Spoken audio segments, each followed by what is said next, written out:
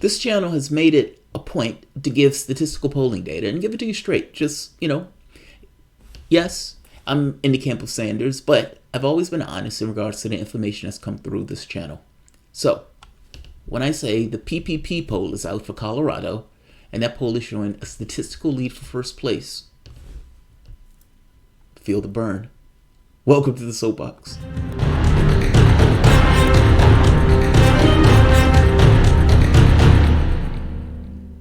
My name is Jamarl Thomas. This is the Progressive Soapbox. And guys, if these videos are relatively quick, it's just because it's just basic data, just basic information.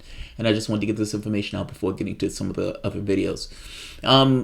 If you guys enjoy this content, you find yourself coming back to this channel often, please consider supporting this content through PayPal or Patreon. They demonetize these videos all the time. That is, YouTube is an untrustworthy actor at this point. So this channel is brought to you by you, and I appreciate you for doing so. Let's get to the polling data. I follow the polling data because I want to have a record of it as we kind of go through the debates and everything else. So Colorado, this is Alex Clearfield, from associate editor from the National Journal. He says he thinks he has a scoop on his hands. I love that. I got a scoop. You might have a scoop, and I hope you do have a scoop.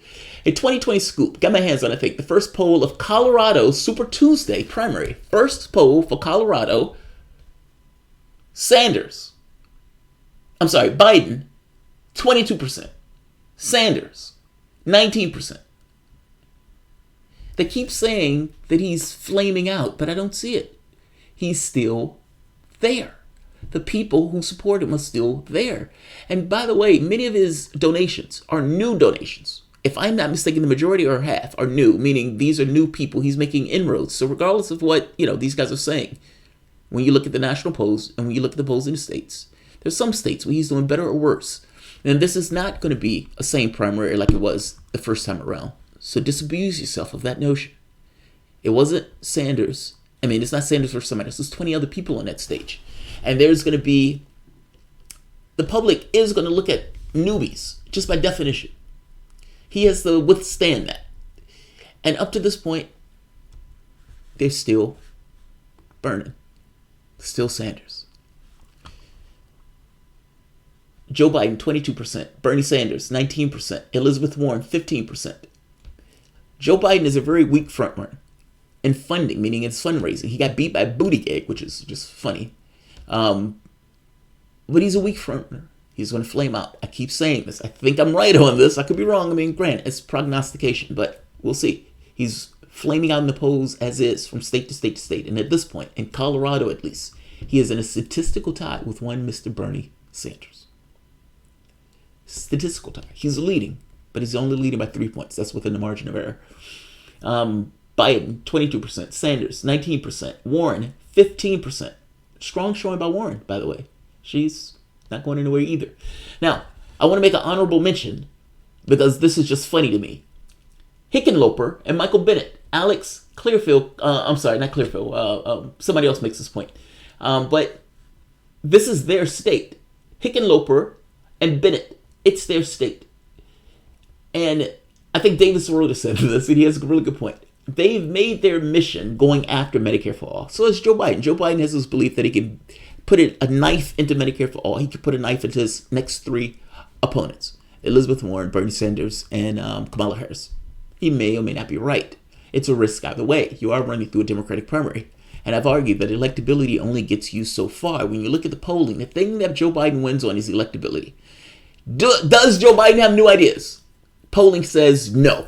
When you look at the people who are going to vote for him, they're saying he doesn't have any new ideas. I think he got like 10 or 11%. Sanders and Warren, 1 and 2. Warren gets number 1. Sanders gets number 2 on that. Who's more electable? Joe Biden wins it by 1,000%. It's a weird poll. The polling gets weird on this, but the polling is kind of concise and pretty straightforward. Who's more electable? They believe Joe Biden. My argument is that's where you hit him. You hit him on his notion of electability. You put a knife in him on that very specific point. If that's his strong suit, there are times where you hit the strong suit. This is one of those times you swift boat Joe Biden on the electability. But Bennett and Hickenlooper couldn't even together beat Sanders in their own state. Wonk, wonk. So, walk, walk. That's what that gets. I'll leave it here. This one, again, these are just quick because I just want to touch on, these are just small videos. But again, I like polling. I'm a numbers person in the sense that I'm always interested in seeing what was it and what is it now? And what is the deviation between those 2 points? And is it getting better or is it getting worse? Especially now since we're in the debates. Pay attention. We're in the debates. Pay attention to the way these numbers go. Also, one more point. Elizabeth Warren and Sanders. Pay attention to those two also. In an odd way, they're fighting for a similar voting bloc. So, and I'll end this here. This room is getting smoky. I apologize. The whole electability polling trend is destroying the Democratic Party. Donald Snead, I agree with you. But in their heads, in their minds, we got to beat Trump. That's what they're thinking. And so for them, we just need to get somebody who's going to win. That's their thought process.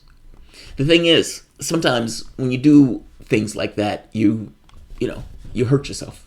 It's like, it's sometimes you shoot yourself in the foot by doing that type of notion. It's like, oh, we just need to be electable. What does the public want from us to be electable? As opposed to, what is your vision? And make that argument to the public. There's some things that you're not going to push on. There are other things that you push strong on, especially on things that the public agrees with you on. Fact of the matter is, Joe Biden is literally fighting them on something that the public agrees with him on, with this notion that he is going to either make his point known or put a knife at Medicare for all and show the defects, essentially taking a Republican argument to cut down Medicare for all. Look, it's interesting. And to some degree, it's a fight that needs to take place. They're not going to give you Medicare for all. You're going to have to take it.